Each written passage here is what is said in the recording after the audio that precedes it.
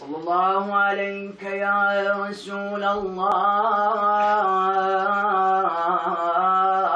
صلى الله عليك يا أبا عبد الله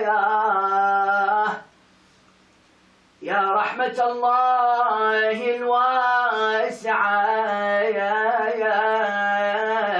ويا باب نجاة الأمة يا ليتنا كنا معكم سيدي فنفوز فوزا عظيما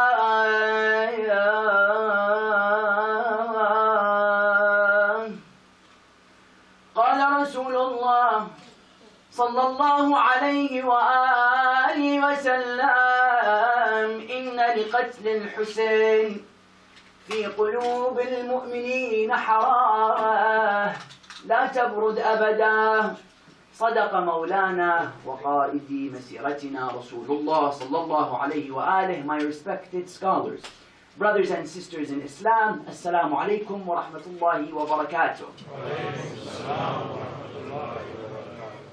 Karbala, no doubt, is a product which has many ingredients. Today is the last night which we have together and the cap to the 11-night series titled Hussain Beyond Karbala. With the grace of Allah, we were successful to look at Imam al-Husayn's birth, Imam al-Husayn's upbringing, Imam al-Husayn's youth, his time with Ali ibn Abi Talib, his time with Imam al-Hasan, Hussain the scholar, Hussain the Gnostic, Imam al-Husayn and Muawiyah, Imam al-Husayn and Yazid, and then Imam al-Husayn alayhi salam's martyrdom. Tonight, we want to cap her off by looking at Imam al-Husayn salawatullahi wa salamu alayhi today. Ali Muhammad. Aba Abdullah, 1400 years ago, we might know something about him throughout these past nights. But Imam al-Husayn today, where is he? As in, if Rasulullah comes and says that indeed Hussain is a fire which is never going to cool, the question needs to be asked, where is Aba Abdullah today? If Rasulullah says he's alive, either he's joking, or he's exaggerating, or Rasulullah is just speaking out of emotion and his love for Aba Abdullah. No. Is he alive? And if so, how is he alive? This is what we want to look at in the hour or so that we have together in the last night. Karbala, as we said, is a product. And it has ingredients which made it so successful. When you look at anything in life today, it has ingredients, it has agents, it has components, whether it be a food, whether it be a car, whether it be a building. Everything is made of something except Allah Azza wa Jal. Karbala, what are the components of Karbala? What are the ingredients that made such a 5-hour event transcend to the future and even have presence in the past?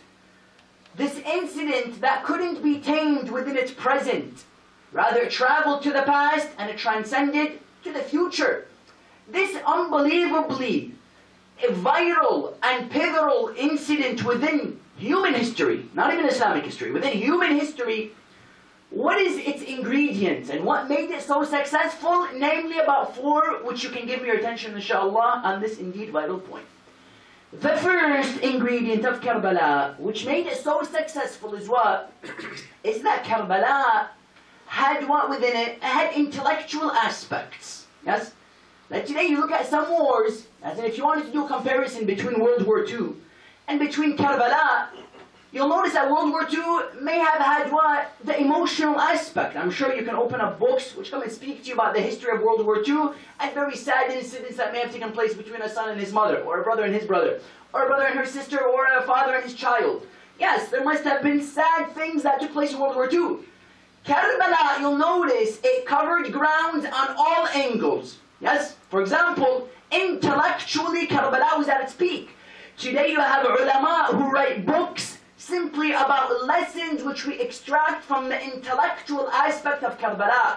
the importance of imama, the importance, for example, of having a support system around you, the importance of the female, the importance of the relationship between the brother and the brother, the sister and the brother, so on and so forth. In other words, intellectually, Karbala is at its peak. Yes? That's number one. Number two, Karbala had what else? It had social. Yes? You had, as we mentioned in the intellectual, you had relationships. As in, if you don't know how to deal with your brother, then you go and you look at the 10th of Muharram. You go and you look at the relationship between Abbas and Hussain. The mother, every mother has an example. Every father has an example. Every brother, every infant. For goodness sake, you had people who were so old, their eyebrows would cover their eyes from seeing. Therefore, they had to wrap their eyebrows so they can see clearly. Meaning, Imam alayhi salam not only took with him a select group of age, or a select group of positions, even in regards to color. He took with him black, white, and everything in between. In other words, the Imam alayhi salam covered it on social grounds. What else? On what? On spiritual grounds. Meaning we spoke about Hussain the Gnostic, and that Imam al-Hussain salawatullahi wa salamu alayhi, he was indeed, Allahumma salli ala Muhammad wa ali Muhammad. He was indeed the peak when it comes to man's relationship with his Lord. Meaning, when have you ever seen somebody in his last moments say, oh Allah, I've left my children, oh Allah, I've left my money, I've left my wealth, so I can come and see you. This is what? This was an ideal relationship of man and his Lord. Yes, on spiritual grounds as well. What else? Even when it comes to emotional grounds. There is no battle in history that is as emotional as the 10th of Muharram. Meaning today, if you cried upon movies such as Titanic and movies such as Troy, we tell all directors out there in the world there's no more emotional script that exists like that of Karbala. Imam al-Hussain alayhi salam farewelling his sister, wiping the head of his daughter, seeing the two hands of his brother chopped before him. Emotional, you can agree? In other words, this combination within Karbala is what allowed Karbala to be so successful. Now, what were the effects of this successful combination? Namely two. The first successful combination of Imam al-Hussain alayhi salam's message and the combination of his message is that it brought short-term effects. What do I mean? You have, for example, when you look at days and weeks and months after the 10th of Muharram, there were direct effects of Imam al-Hussain alayhi salam's martyrdom. There were direct effects on the society. You have, for example, namely with Bani Umayyah. Bani Umayyah, number one, through Karbala, they were removed from religious authority. What do I mean they were removed from religious authority? If anybody thought that Bani Umayyah were a religious authority, it became very clear that Bani Umayyah now is a group which cut the grandson of the Prophet into pieces. They denied him water. They took his women as prisoners of war. Meaning, if anybody still had doubts in his mind as to whether Bani Umayyah were still a family which could be called as a religious authority under the umbrella of Islam, now no one can have such a doubt. That's the first thing Karbala did. The second thing Karbala did, specific to Bani Umayyah, is that it brought about what? It brought about the idea that condemnation is now universal for Bani Umayyah. The friend and the foe towards Bani Umayyah now has become a foe, even to a higher level. Everybody began to curse Bani Umayyah. They began to know the evil of Bani Umayyah, and they began to know that this is indeed a group which is the furthest away from the message of Islam. That's secondly. Number three, it transferred Khilafah away from them. We'll come and we'll speak about in this research about the revolutions that were inspired simply by the death of Abu Abdullah al-Hussain alayhi salam. I'll name for you about 4 or 5 and connect it to today for you. In other words, Imam al-Hussain alayhi salam, through his death, he made it very clear that Karbala has now exposed Bani Umayyah. It brought about worldwide condemnation for them. Now, what did it do besides Bani Umayyah? It brought about the victory of Islam. Nobody can come and argue that Islam would be a religion today were it not for the stand of Abu Abdullah on the 10th of Muharram. Or it might have existed. You want to look at Islam, how it would have looked at, how it would have looked without Karbala. Islam without Karbala today is Wahhabism. Islam minus Ahlul Bayt, minus Karbala, is Wahhabism today. Wahhabism is the group of people that came just as Yazid ibn Muawiyah did. He took the shell of the religion and he completely denied the substance of the religion. Now, how many Wahhabis have you seen? He comes today and he tells you things like, you know what, this stick is better than Rasulullah in his grave. You tell him why? He says, because Rasulullah is dead and the stick still helps me. You know. You have other people who comes and he tells you, don't send flowers to the sick one, because if you send him flowers, he'll think that the flowers healed him and not Allah subhanahu wa ta'ala. I mean, if you have this kind of a group today that come and argue, don't take flowers to a group of people, because they will indeed think that it's the flower that brought them healing and not Allah Azza wa Jal. This is clear that these are a group of people that removed logic from the picture and they simply they were able to maintain the shell. Don't be surprised if you see somebody walking today in the UK or riding a camel and he'll tell you, I'm doing this because Rasulullah did it. Yes. You'll see people, he maintains the clothes, which weren't even the clothes of Rasulullah. Rasulullah dressed normally. He knew how to pick his sizes. They wouldn't stop at his shin. Yet you'll see him, he thinks that he's maintaining the out shell of Rasulullah. You come and you tell him, how about the family of Rasulullah? How about what Rasulullah said? How about the importance that Rasulullah placed on the position of his family? He tells you, no. Keep that away from me. And I'm busy buying clothes that stop at my shin. These kinds of people, what did they do? They removed Ahlul Bayt from Islam. They removed Karbala from Islam. That when you come and you say, what were the effects of Karbala beyond its effect on Bani Umayyah? It brought victory to the religion of Islam. That it was that blood that preserved the message of Abu Abdullah al-Hussain alayhi salam. That on the first level, it brought victory to the religion of Islam. Secondly, what did it do? It came and it united the Shia. In what sense? Shia now, whether they knew each other or not, they came under the umbrella of Yali Tharat al-Hussain. Now when you look at the revolution of Mukhtar, who we'll touch on briefly, Mukhtar, he brought about thousands of people, some say 4,000 people, some of them who didn't know each other, some of them who didn't have a relationship with those in the army prior to Mukhtar's efforts. Yet it was Yali Tharat al-Hussain that united them. It was all for the vengeance of Abu Abdullah. We have come. And that's why you come and you see even in this majalis, I don't think that everybody in this majlis knows the person sitting next to him. Or there might be people here who you haven't seen, for example, ever since his wedding. Or there might be people here who you haven't seen in years. Yet the musibah of Abu Abdullah al-Hussain began to unite the Shia. It began to tell the Shia, you may have a different color from me. You might have a different culture than me. You might even have different belief systems than me. But there is one thing that unites us, and that's the love of the man who was slaughtered on the 10th of Muharram. It served as a uniting element for who? For the Shia. That these 5 or 4 products and indeed effects of Karbala could be seen as what? As one of the most important effects of the 10th of Muharram. That's why there's even one other effect which is vital to mention, which is it saved and it preserved Shia Islam.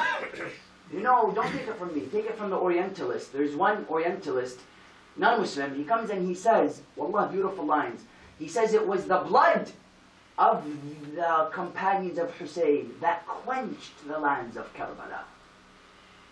Look at the lines. Not it spilled. It's that blood that quenched the lands of Karbala. In what sense? In the sense that it was that blood that spilled that kept La ilaha illallah alive. It was that blood that spilled that kept the remembrance of Islam and the remembrance of the Quran alive. That yes, Karbala had a number of these effects. So therefore, there were short-term effects of Karbala, but there are also long-term effects of Karbala. What were the long-term effects of Karbala, and why are they relevant to us today? You see, firstly, yes, Karbala had an effect on those directly after it. Yet there are certain things of Karbala which continued on, because Islam, we believe that there are dynamic elements and there are fixed elements. For example, a fixed element is قُلْ هُوَ اللَّهُ أَحَدٌ. From the time of Adam until today, this is fixed. Belief in monotheism, for example, belief in prophethood, belief in hell and heaven. These are what? Fixed elements. But then there are dynamic elements. For example, what's dynamic? How you pray differs from how the Christian prayed in the time of Jesus. How you fast might have certain, as one would say, certain details which differ from those who fasted in the time of Musa. Sharia changes. By time, Sharia isn't something fixed. Sharia is a dynamic principle within the religion. You have, for example, how somebody would show their respect to one another. In the time of Rasulullah came and he saw the people of Jahiliyyah, who when he would walk into a place, he would put his knee in the thigh of his brother, bruising his thigh. People look at him and tell him, what are you doing? He says, this is how we would honor somebody when we see him. Or you have, for example, others who would pull the beard of one another, showing a respect for one another. Today you pull somebody's beard, good luck. Meaning, if you pull somebody's beard at the time of Rasulullah, this was a kind of respect. There are certain things that change. You go to Iran today, you put your thumbs up. What does this mean in the UK? It's something good, right? You do a good job on your test, good job, brother, good job, my son, good job, sister. If you put up your thumb in Iran, you might have bullets flying at you. Why? Because it's something which isn't so prevalent in the Iranian culture. Or you have, for example, in Iraqi culture, when you want tea, you don't shake it. When you want tea again, you shake it. We call it qahwa, coffee. You shake it again. If you do this today, and you don't shake it to the person who's serving you tea, he's going to give you cup after cup after cup after cup. Because you don't get the culture of the Iraqi. In this culture, you might not do that. In certain cultures, you do that. And I'm sure there's many things in the Khoja culture or Pakistani culture, not to mention the spicy food, oh God, which changes from culture to culture. You go to other cultures, they have what? Blood food. You go to others, you eat it and you see shimmer in your dream the next day. So there are some cultures which what? There are some cultures which are different than one another. And this is one of the beauties of Allah Azza wa Jal. He allows you to express yourself. Therefore, there are fixed elements and there are dynamic elements. The love of Hussain is fixed, but how it manifested is dynamic. Imam al-Husayn's love has existed with Adam. If you want to go that back, Adam alayhi salam would ask Allah, why do I feel sad when you mention that fifth name? And Allah would speak to him about Karbala. Meaning the love existed even from there. Every prophet passed by Karbala. There's one poet, he says, ما من نبي إلا وزار حسينا وسالت دموعه كربلاء. He says there's no prophet unless if he passed by Imam al-Hussein and his tear was shed on the grandson of Rasulullah. Ibrahim alayhi salam one day would be walking, he falls down and his blood falls onto the ground. He gets hurt. He tells him, Ya Allah, why did I get hurt? He tells him, you did nothing bad, but your blood fell on a place where a man by the name of Hussein will die. I want your blood to mix with his. Ibrahim alayhi salam had love for the Imam, just like Adam did, and just like what the 12th will have. It's a continuous movement, the love of Aba Abdullah. Yet, how it's manifested tends to change. The second effect of the death of Imam al-Hussein alayhi salam is that his martyrdom became immortal. That combination of the intellectual, of the social, of the, what else, of the emotional, and of the, for example, physical, the combination, the multifaceted nature of Karbala is what allowed the 10th of Muharram to be universal. It's what allowed it to be not only universal, but immortal. Many people tend to ask, Karbala goes against logic. World War II, the further you get away from it, the more what? The more you forget it. There's only one incident in history, the more time passes, the more you cry about it.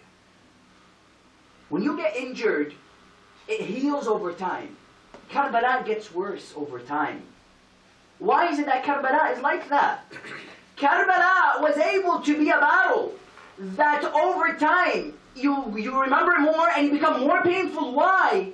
Because it has a nature to it which Rasulullah comes and explains to us. Give me your attention on this vital point.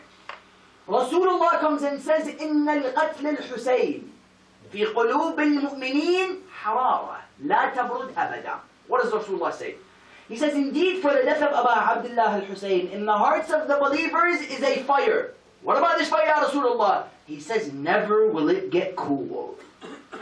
What do you mean, Ya Rasulullah, never will it get cool? Rasulullah is saying, the further you get away from Karbala, the more you feel the pain of Karbala. For goodness sake, it's been 1400 plus years away from Karbala. Yet we're still remembering it. We're still gathering and mourning the grandson of Rasulullah.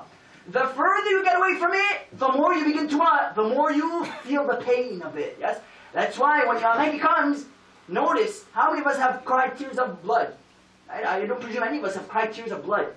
Imam alayhi salam is showing to us that pain of Muharram will reach a peak. That when the 12th Imam comes out, he will be crying tears of blood. Why is he going to be crying tears of blood? Because the emotions reached a peak. The pain reached a peak. Hence when he comes out, one of the first places he goes to alayhi salam is to the land of Karbala, where he will say, what? Ya Nithara Jaddi al-Hussain. Oh, for the vengeance of my grandfather Aba Abdullah al-Hussain I have come. Meaning Karbala tends to grow with time in pain. It doesn't diminish like everything else in this world. Your mother dies, give it a few years, you feel better. Time heals with everything but Karbala. Meaning, Imam al-Hussain today, alayhi salam, if he is immortal, where is he? Rasulullah comes and tells us in this powerful narration. He says, إِنَّ لِقَتْلِ الْحُسَيْنِ. For the death of Hussain, in the heart of the believers is what? A fire.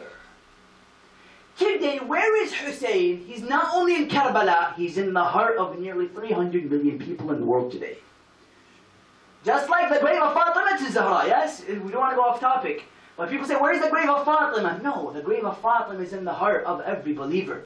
In the heart of every mu'min. Hence, when Sahib al-Zaman comes out, we will be so dear to him. He places his hand upon us, because it's as if the grave of his mother is within our hearts.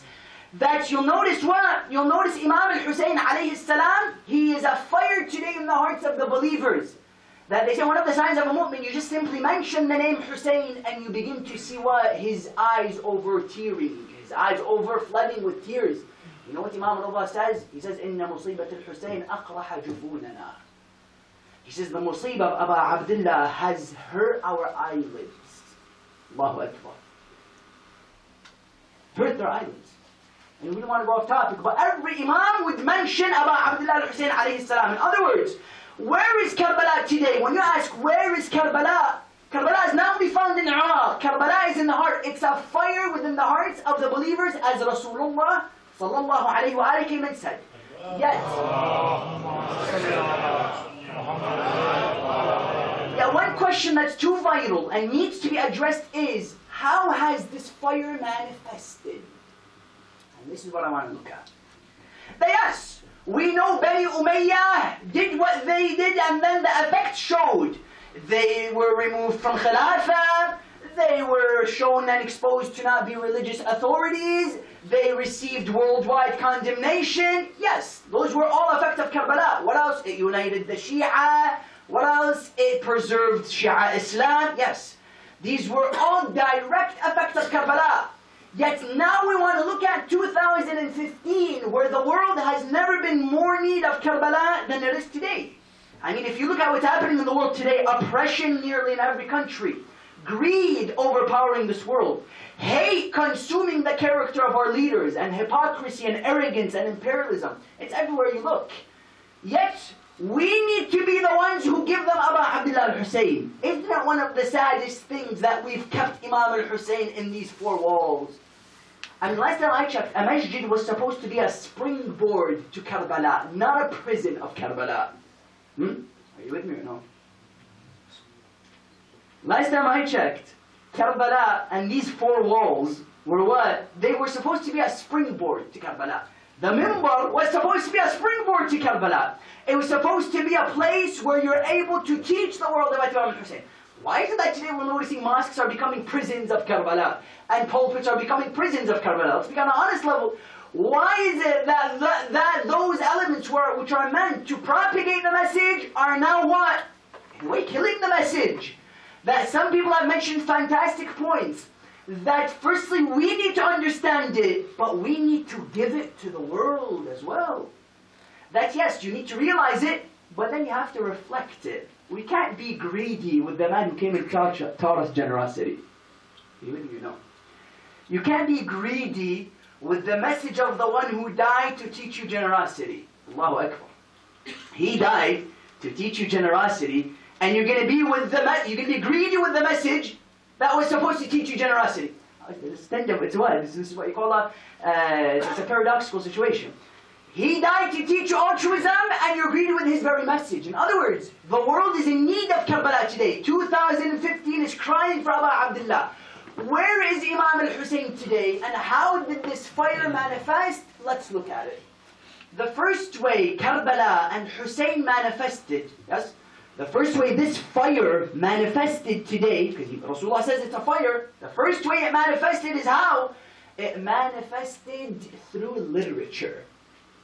Today when you look at ulama, we have our blessed ulama present here in this majlis.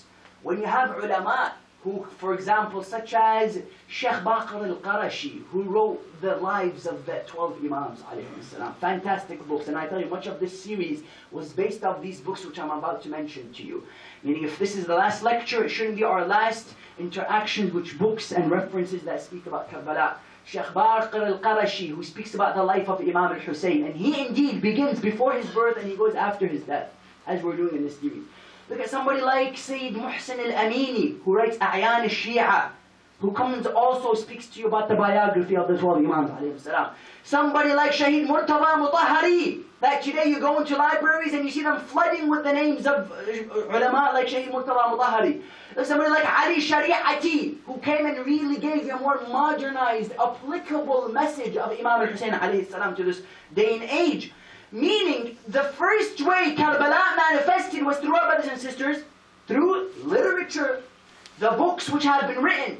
And there's no literature that can be compared to the literature of Sayyid al-Shuhada. Let me tell you why. Because Karbala came, it not only gave you books which speak about the masa'ib of Ahlul Bayt. It wasn't only something historical. It came and it presented to you what? Social reform. It came and it showed you how to use your emotions and channel it towards dictatorship. It came and it showed you that indeed what else? Social awareness. It showed you what? It showed you how to use the past to come and change your future. It showed you that history isn't just a book to be told. It's a manual to use to change the world today. What else? Emotional aspects of Karbala. You open up a book today, there's no emotion, yes, that compares with Karbala.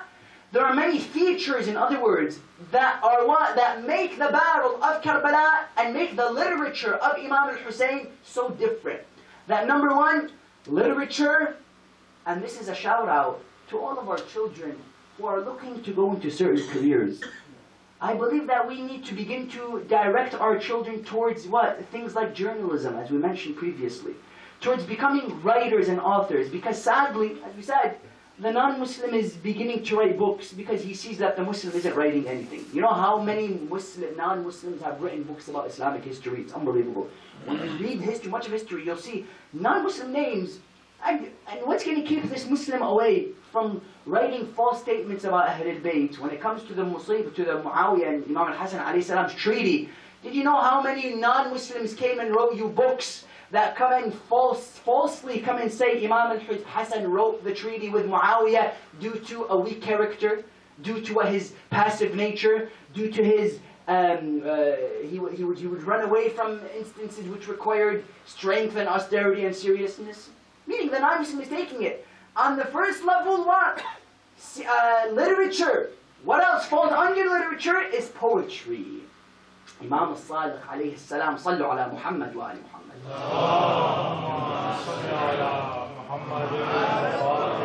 sixth Imam alayhi salam, he says, whoever recites poetry for Aba Abdullah, cries and makes others cry, Jannah is his.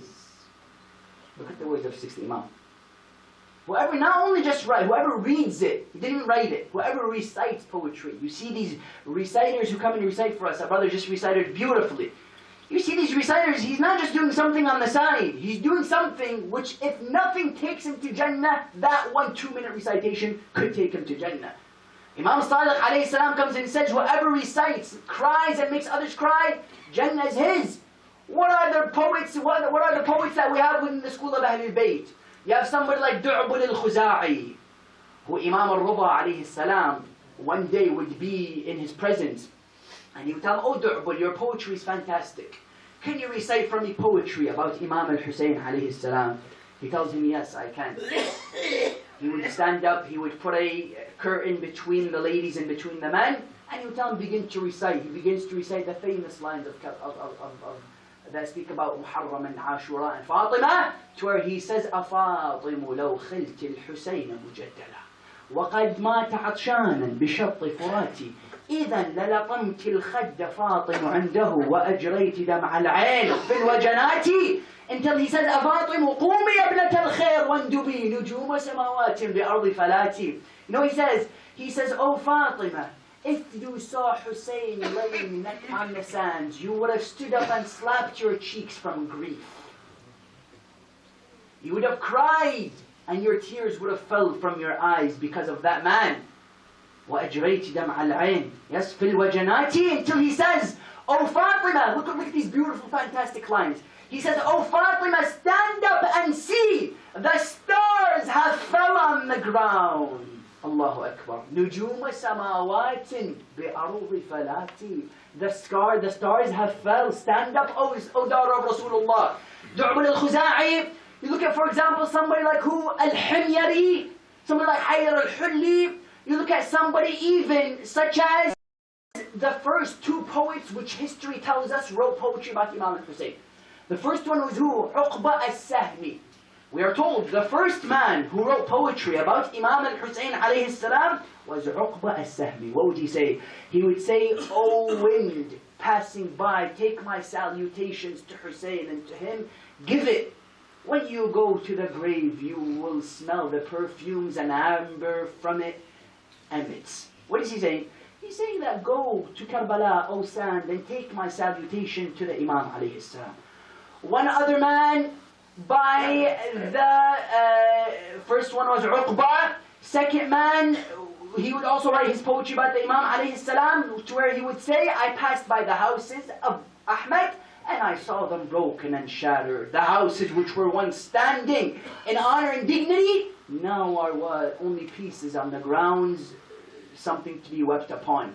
Meaning, in other words, these 2 individuals came and wrote poetry about the Imam alayhi salam. And please keep in mind, my young brothers and sisters, you don't need to be a poet. There's nothing called a poet. You don't receive a license and say, Alhamdulillah, now I have become a poet. Like a doctor receives a license, like a dentist. No.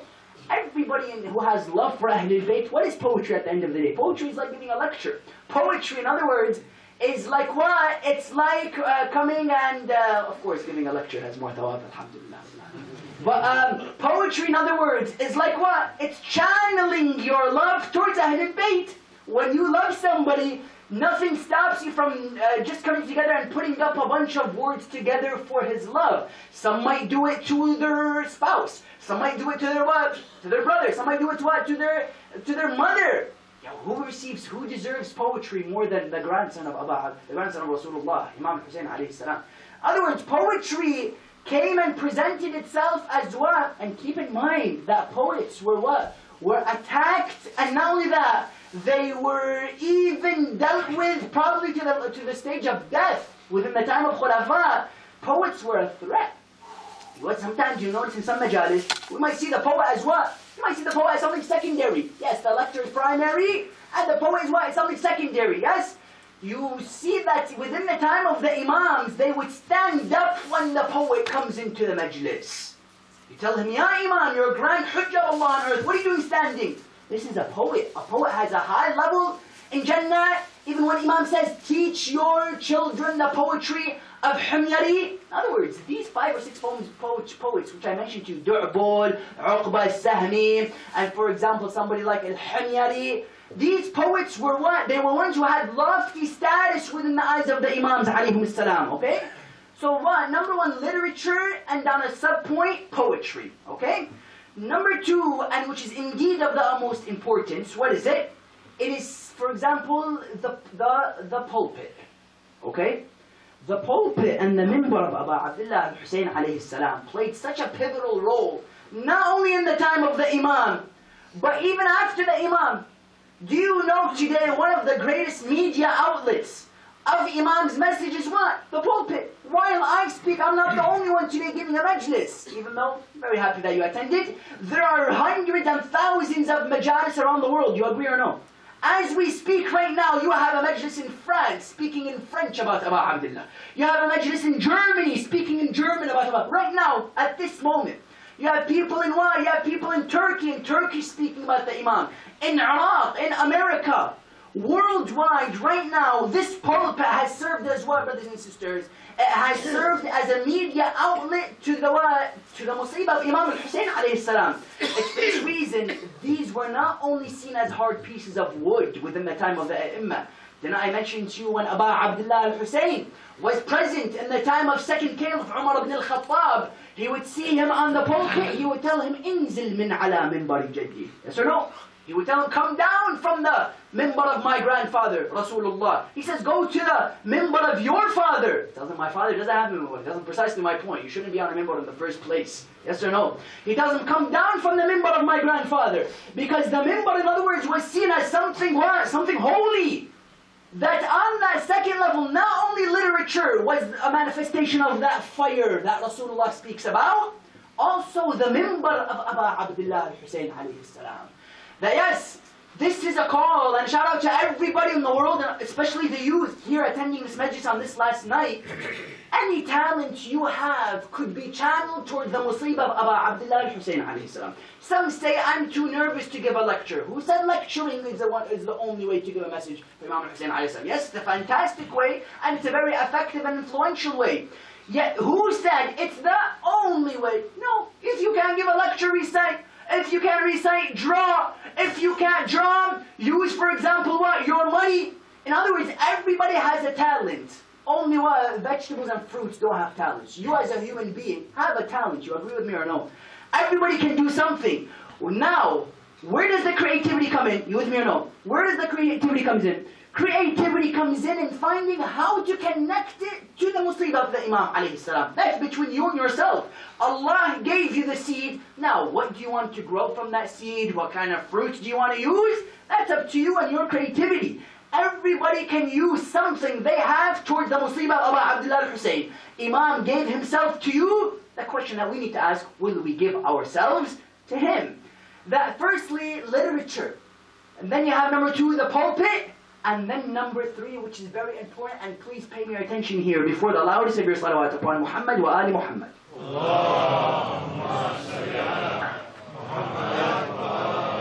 Number 3, through revolutions. I am going to give you, inshallah, in these few minutes that we have left, the 5 or 6 revolutions throughout history which were inspired by the revolution of Sayyid al-Shuhada.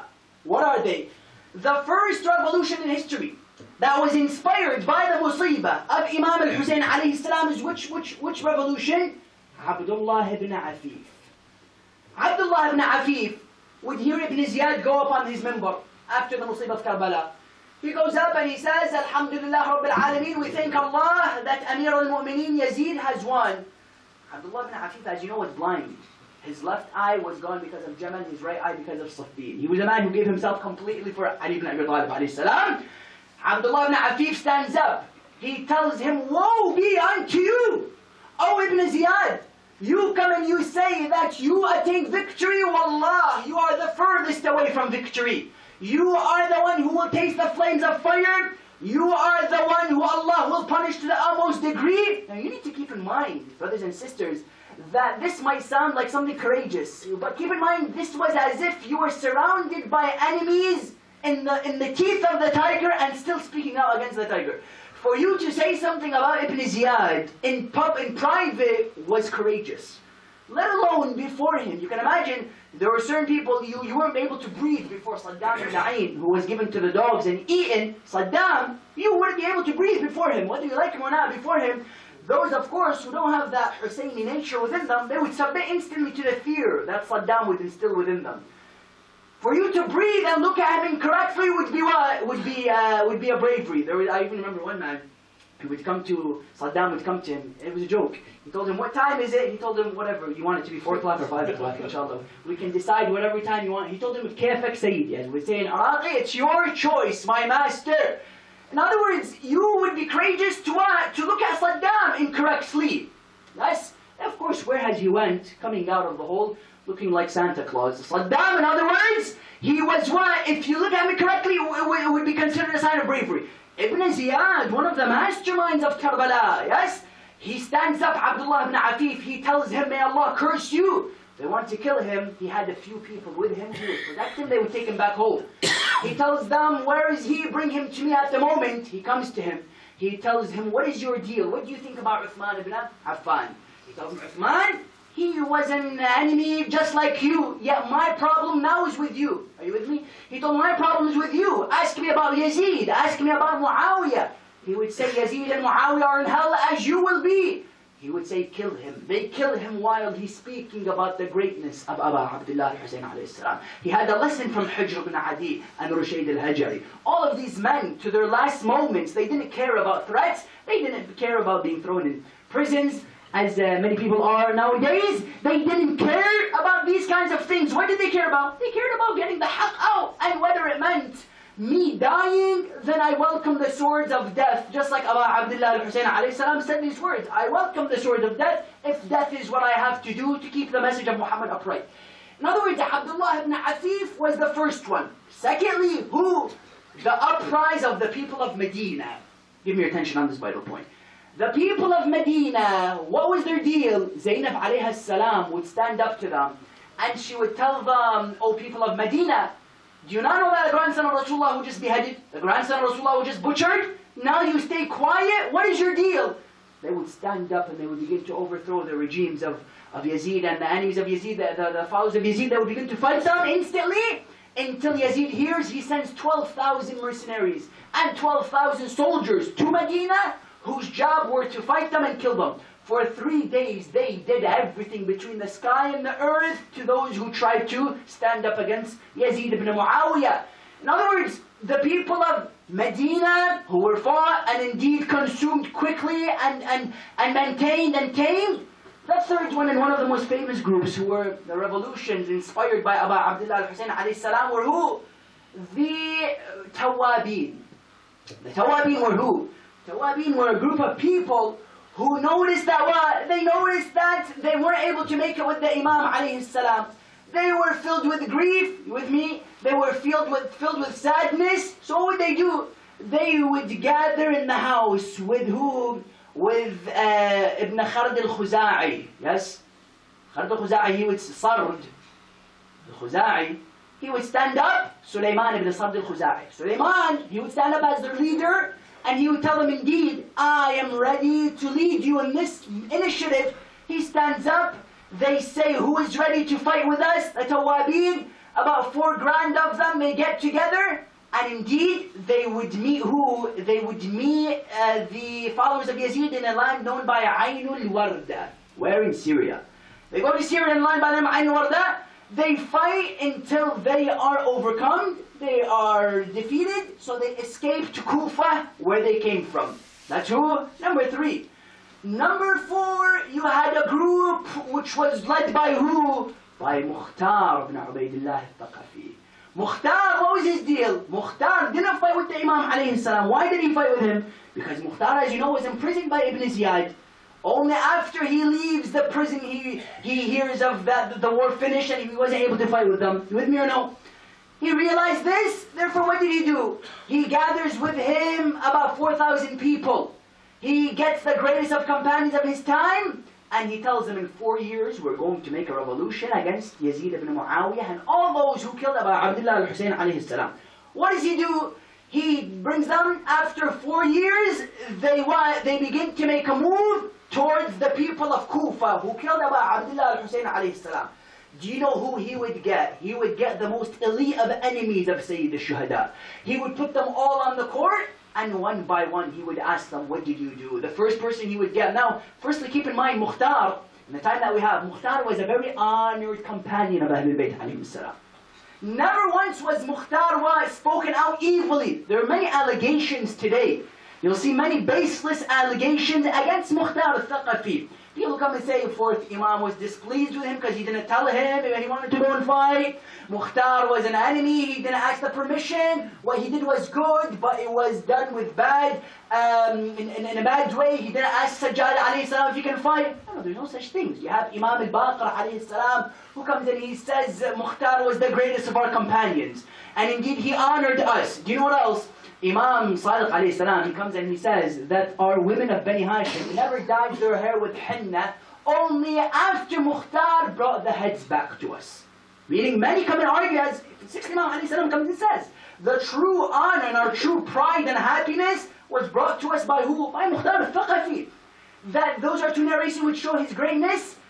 That's why you'll notice that when Mukhtar stood up, what was his slogan? Famous slogan of Mukhtar was, Ya li tharat al-Hussain. He says, oh, for the vengeance of Hussain, I have come. Mukhtar comes, and he gets who? He gets the first enemy. You keep in mind that they were filled with fear. Are you with me or no? They were filled with fear.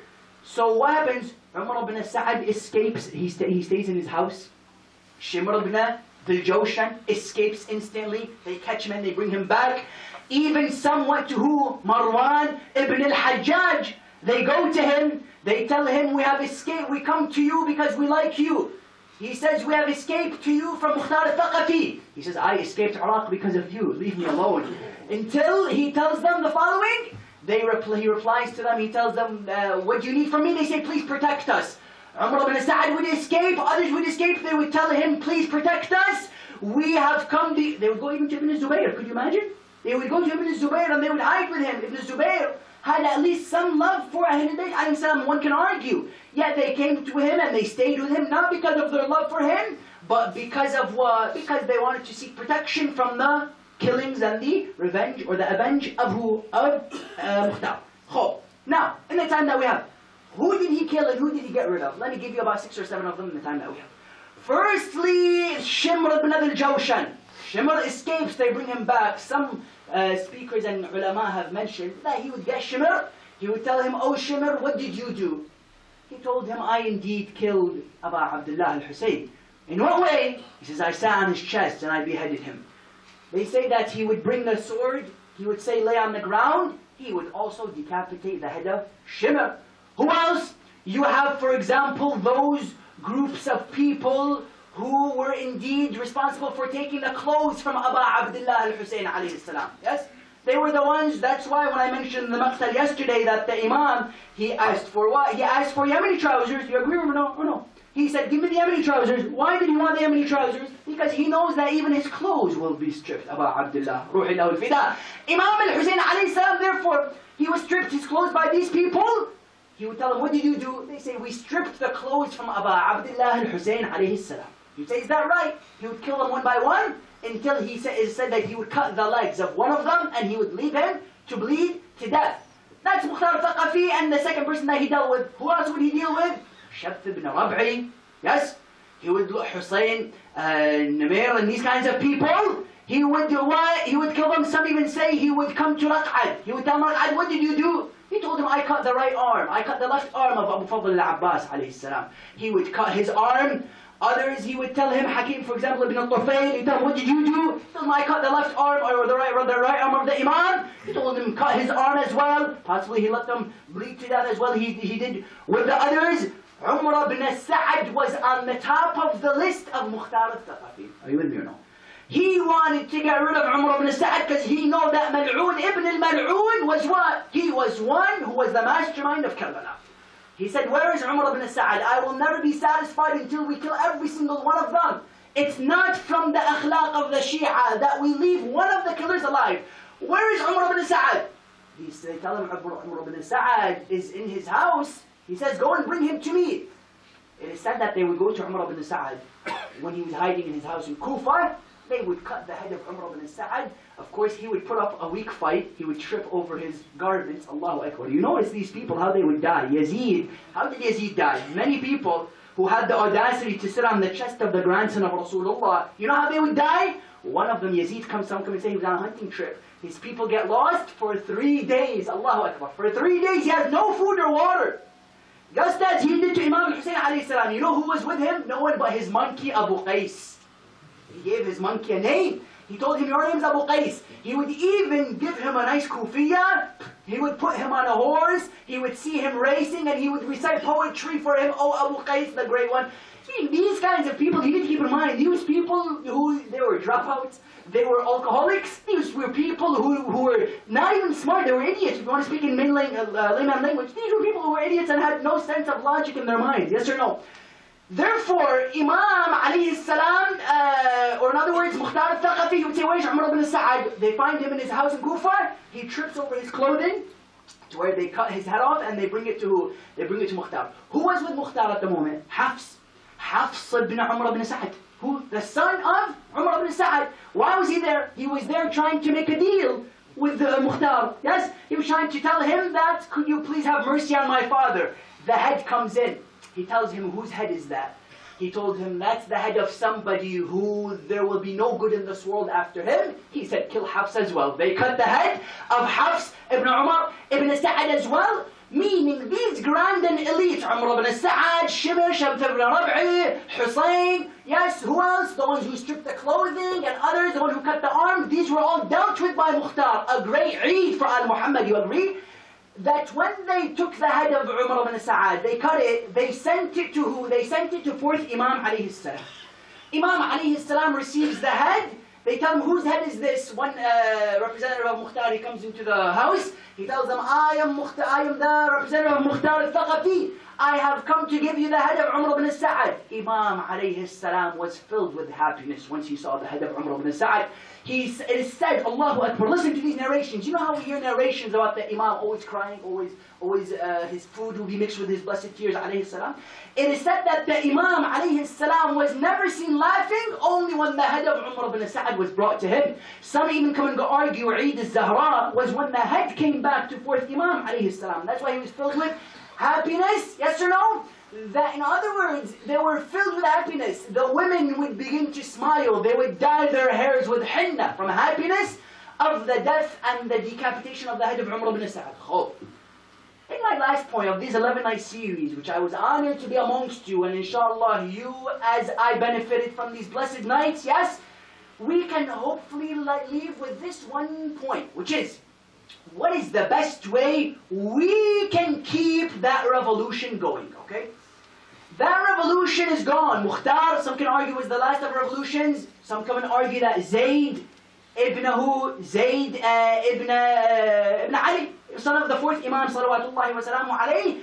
Zayd, Allahumma salli ala Muhammad. Zayd was known as who? Zayd al-Shaheed. You know why some people said we stop at fourth Imam? Because they said, no, Imam al-Baqir didn't fight, Zayd fought, therefore he must have been the Imam. They thought one of the characteristics of the Imam is that he needs to be one who indeed fights. I don't know why they believe in the Imam of Imam al-Hasan alayhi salam. But in other words, these kinds of people, what was the deal? They stopped with Zayd. In other words, the revolution didn't stop with Zayd. It continues until today. Don't be surprised when I make statements, or anybody in the world makes statements that come and say the following, which is, the uprisings in Egypt were a reflection of Allah hal min nasirin yansuruna. Yes or no? The revolutions in Bahrain were, but what? They were reflections and replies to Allah hal min nasirin yansuruna. The responses to who? To Hussain is what happened in Libya, in Saudi, and all these, in Yemen. Because it's nothing but the love of Hussain that, you might say, they don't even know Hussain. What do you mean? No. Nothing is able to take place. And no good is able to uprise against evil. Were it not for the stand of Aba Abdullah on the 10th of Muharram. In other words, these kinds of people were what? These were kinds of people who, yes, were inspired by Hussain, whether they know it or not. In other words, how are we able to manifest, are you with me? The teachings of Imam Hussain alayhi salam today and that fire? How are we going to keep it alive? Okay? Because Hussain, give me your attention here. Hussain died on the 10th of Muharram, yet you and I were born on the 10th of Muharram. With me. Hussain died on the 10th of Muharram. There's no doubt in this. You and I were born on the 10th of Muharram. Therefore, let's stay alive. What do you mean stay alive? How can I manifest the teachings of the Imam in the best of ways today? Every human being, as I said, has a talent. How are you going to manifest it? Depends on you and your creativity. In other words, how are we going to keep the message alive? Will we continue these majalis? Will we give the true message of Abdullah Hussain alayhi salam? Some sadly think Muharram is the end. Tell me which book, which Quran, which hadith comes in and says Muharram is the end. Muharram is like when you charge your phone. Let me give you a nice practical 2015 example. When you charge your phone, you usually use your phone after. Yes? You don't keep it on the charger. Meaning, charging it is a means to using it. Yes or no? Karbala, Ramadan, Laylatul Qadr, these are all moments of charging. Allah wants you to charge yourself. Yeah, then travel throughout the world. قُلْ سِيرُوا فِي الْأَرْضِ فَانْظُرُوا كَيْفَ كَانَ عَاقِبَةُ الْمُكَذِّبِينَ. For example, travel and help the world with what? With the message of Imam Hussain alayhi salam. The world has never been more thirsty for Karbala today. Let me tell you, brothers and sisters, on this last night, some of you may be saying, why is he going on and on? No, let me make these vital points before we leave. That's it. We finish, you go home and I go home, and everybody goes back to their day-to-day activities. If there's a message we need to take from this Muharram, because it's not a time of games and play and just presenting nice lectures and getting going. No, it's a time to actually inspire one human being. Muharram is done. Yet let our hearts always be what? Be mosques of Abdullah Hussain alayhi salam. Let us go out, whether I can write an article, whether I can write a journal, whether I can put a post on even Facebook. As simple as that. Let me always tell myself, Hussain gave himself to me. How am I going to give myself to Abdullah al-Hussain alayhi salam? Because Imam needs you. Don't think Allah hal min nasirin yansuruna was just for 1400 years ago. No. If there was any time where Allah hal min nasirin applied, it's no more than today. How are we meant to manifest it today? By using anything you have, your talent, your abilities, and channeling it towards the message of Sayyid al-Shuhada alayhi salam. Allahu Akbar. That's why you will notice that indeed, when you come to Karbala on a night like this, there are certain events which are meant to be mentioned. Allahu Akbar. There are certain events which always shake the heart and indeed hit the coldest of hearts right in the core of it. Allahu Akbar. If there's anything that inspires us to keep Hussain alive is by remembering when he was in his last moments, by remembering Imam al-Hussain alayhi salam and what he did for all of us. We should never therefore forget him. What did the Imam go through? People come and mourn Jesus and say he is the true sacrifice. I come and I ask every Christian in the world today with all due humility and with all respect, if you say Jesus was indeed the sacrifice of this world, then I tell you, let's say that he had nails going to him. Did he ever have hooves of the horses trample upon his chest? No, he didn't. Therefore, don't come and say that he is the true sacrifice. Let's say he was crucified. Let's say he was denied from water, denied from hunger as the Imam was. Yet was the head of Jesus alayhi salam decapitated? Wallah, it wasn't. Was the sister of Jesus taken as a captive from land to land? No, she wasn't. Therefore, there's no sacrifice in the world that can compare with the sacrifice of Abdullah al-Hussain alayhi salam. And that's why the first place to begin to see why his sacrifice was better than that of the son of Maryam is when Umar ibn Sa'ad, the man who had his head off by Mukhtar, and we thank him and send our mercy and salutations to him. Umar ibn Sa'ad, you know what he would do? He would come to the bodies and he would see that they were laying on the ground. Killing them wasn't enough for Umar ibn Sa'ad. He said, I have to do something else to satisfy my forefathers. What did he do? He said, O family of Abbas, is there anyone to claim this body? Nobody stood up to claim the body of Abu Fadl until instantly a tribe stood up. Because as you know, Abbas was a relative of Shimr ibn al-Jawshan. Yes, until he would say, no, don't trample this body, it has a family to claim it. He came to the body of Akbar alayhi salam, أجاكم Allah, ya mu'mineen. These are the last nights we have with Abu Abdullah. These are the last nights we have with the son of Zahra. You know the Imam alayhi salam was laying, yet Umar ibn Sa'ad would say, does anyone want to claim the body of Qasim, the tribe of Qasim? They claim the body of Qasim. What else? Is there anyone to claim the body of Akbar? Akbar was also a relative and he had a tribe to protect him. You know very well where I'm going. There was one body that had no one to claim.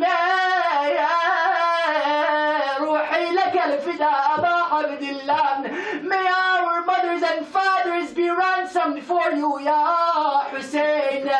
You know they would say, is there anyone to claim the body of Abu Abdullah? No one replies. You say, why did Umar want to cut? Why did Mukhtar want to cut the head of Umar? Look at what he would say. Look at the heart of Umar. He would say, Ya khayl Allah, irkabi wa dusi ala sadr al-Hussain.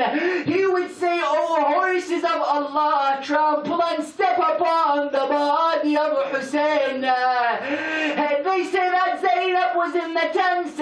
She would say, we mentioned these lines in Maqtal, let's repeat them. She said that I hear something breaking. Oh Sajjad, what is it that is breaking?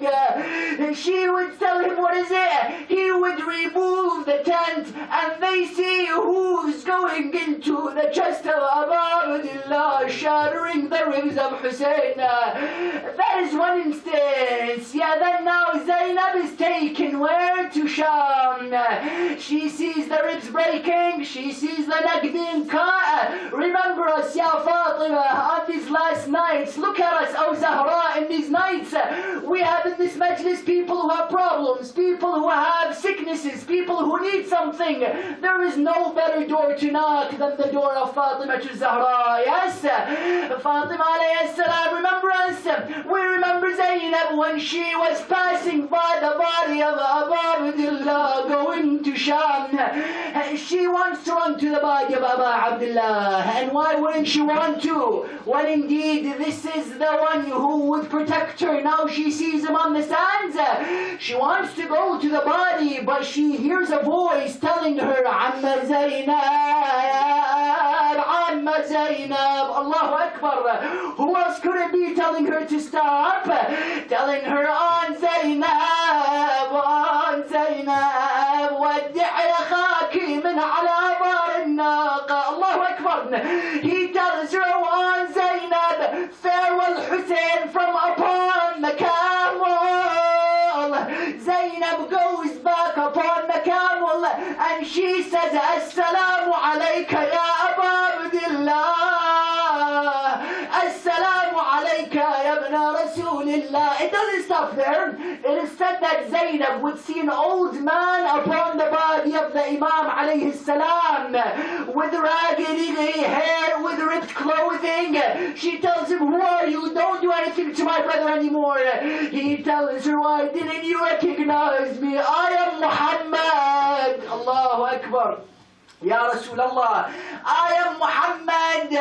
Zainab alayhi salam continues in her path to Sham. I leave you with this, Ya Mu'mineen. This is the last musibah we recite from these 11 nights. Ya Zainab, don't forget us. It is said that Zainab would enter the land of Sham. She sees that there is a familiar face sitting on the throne. You know the story. She would turn to Kulthum. She tells her, oh Kulthum, do you know who that lady is on the throne? She would say, no Allah, I don't. She would tell her, that's Hind. Hind was a servant in the household of Ali ibn Abi Talib. Muawiyah here, she is of Jewish descent. He takes her and weds her to his son Yazid. Hind leaves where? Medina. She knows nothing about Karbala. Hind is sitting on her throne, Ya Mu'mineen, while Zainab passes by. She asks them, oh ladies, where do you come from? She tells her, we come from Medina, but we just came from Karbala. They say that Hind would come down from her throne, and they would ask her, oh Hind, now Hind knows, Zainab knows her name, yes? She would tell her, why did you come down from your throne? Look at these lines. She says, because of the love I have for the people of Medina. She told her, who do you know in Medina exactly? Look at the lines. She said, I know Hussain, I know Sukaina, I know my master Zainab. That one hurts. You know why it hurts? Because who was she talking to? Allahu Akbar, Allahu Akbar. She would tell her, yes, I know my master Zainab who would teach me the Quran. She told her, oh Hind, she tells her, do you know anything about these names, about these people? She tells her, yes, let me tell you, if you want to find Abbas, go and find him next to the river without any arms. If you want to find Hussain, go and find his head on the plate before your husband in the palace. She told you that all hurts. Yeah, can you tell me something about Zainab, huh? She told her, I am Zainab, the lady before you. Allahu Akbar. Ya Habibati, Ya Mawlati, Sayyidati Zainab, my master. She would tell her, is that you? That reminds me when Zainab would enter Medina and her husband opens up the door. He tells her, how can I help you? Allahu Akbar. Allahu Akbar. How can I help you? She tells him, who are you? She asks, who are you? He says, she tells him, I am Zainab. He tells her, Zainab al-Hashimiyah? She says, no, Zainab al-Masbiyah. Zainab, the prisoner of war, not Hashimi anymore. She tells her, is that you, my master? She says, yes. She goes and instead she would take that rock, she bashes it on her head. She falls unconscious, she wakes up, she goes to Yazid. She tells him, oh Yazid, why could you do this to Hussain? Look at the reply. He tells her, go and put your hijab on your head. She would tell him, how can I put the hijab on my head when the sons of Rasulullah have no hijab? Yes, I'll leave you with this last moment. Zainab alayhi salam. You know why we mention Zainab so much? Let me tell you in this last moment that I have with you in these nights. We mention Zainab so much because nobody went through so much pain as her. Today is a night of Zainab. Why?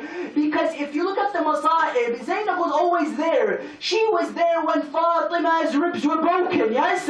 She was there when Ali ibn Abi Talib's head was struck. She was there when Hassan's liver would be spit out from his blessed mouth. She was there where else? When Imam al-Hussein's neck is being cut. Yes, she was always there. She was even there after Karbala, which that itself was a musibah, as Zayn al-Abidin says, Ash-Sham is what her us. You know, one last musibah that comes to the mind is when Imam Amir al-Mu'mineen was struck in Kufa, they would take him where? To his house, yes? They would take him to his house while he's hurt, his head is bleeding. He says, don't listen to these lines and remember Zainab. He says, don't allow me to go into the house. Why, oh Ali? He says, I see Zainab next to the door. Allahu Akbar. I see Zainab next to the door. It's all Zainab, Zainab, Zainab. One more. It is said that when Fatima alayhi salam would die, Imam would go to her grave. Yes or no? He would go to her grave, he would read Quran, he would fall asleep, he sees his wife in his dream. Allahu Akbar. Look at these lines. She would tell him, oh Ali, go to the house. Zainab has woke up from her sleep. I tell him, Ya Ali, if the screams and the cries of Zainab hurt you, if her standing hurt you, then what would you have done when you saw the cheeks of Shimr slapping Zainab? Allahu Akbar. الله أكبر بسم الله الرحمن الرحيم اللهم نسألك وندعوك. Ulama are present, they should be doing dua. And inshallah they forgive me and I can continue this dua in the name of Zainab and in the name of the musibah of Zainab. We tell him, Ya Allah, Allahumma bi musibat Zainab Oh Allah, بغربة Zainab. Oh Allah, by the thirst of Aba Abdullah. Raise your hands, brothers and sisters. There is no harm and there is nothing bad with raising the hands. We wipe our cheeks on dirt when it comes to Aba Abdullah al-Hussain alayhi salam. No arrogance when it comes to the Imam. Inshallah, we are all men of humility. We tell him, Ya Allah, بمصيبة Zainab alayhi salam. Allahumma bi'atash al-Hussain. Allahumma, look at this dua. Oh Allah, by the neck of Hussain. Oh Allah, by the screams and the cries of Zainab. Oh Allah, by the blood of Ali Asghar. Oh Allah, by the tears of Ruqayya and Sukaina. Oh Allah, by the hands of the moon of Bani Hashim, answer our dua. Hasten the reappearance of Sahib al-Zaman. Allow this Muharram to be one where we manifest the fire within our hearts, where we channel and we show the world the greatness of the Imam, where we remove our arrogance, remove our hypocrisy and greed and jealousy from our hearts. In the name of Aba Abdullah, 3 times, Amma Yujib, on this last and blessed night. Du'as, inshallah, are always answered. Yet when the tears of the son of Fatima are in the eyes, they have a special effect. We say, Bismillahir Rahmanir Rahim. Amma yujibu al-mudtarra idha da'a wa yakshifu as-su'. Ya Allah, Amma yujibu al-mudtarra idha da'a wa yakshifu as-su'. One more time. Amma yujibu al-mudtarra idha da'a wa yakshifu. يا كاشف السوء اللهم شافي كل مريض بحق مريض كربلاء زين العابدين. اللهم انصر الإسلام والمسلمين. أيد علماءنا العاملين وعجل لوليك الفرج وجعلنا من أنصاره. And to answer our du'as and to hasten the appearance of our Imam. If I have said anything wrong throughout these nights, anything out of misinformation, anything out of, for example, misakhlaq and arrogance or whatever it may be, please forgive me, as Allah Azza wa Jal is the most forgiving. We are all students of the Imam alayhi salam, and hopefully the Imam accepts from us the little that we offer to him. Hopefully we have become better students within the school of the Imam alayhi salam. And to answer our du'as and to hasten the appearance of our Imam, we recite Surah Al-Fatiha before a salawat.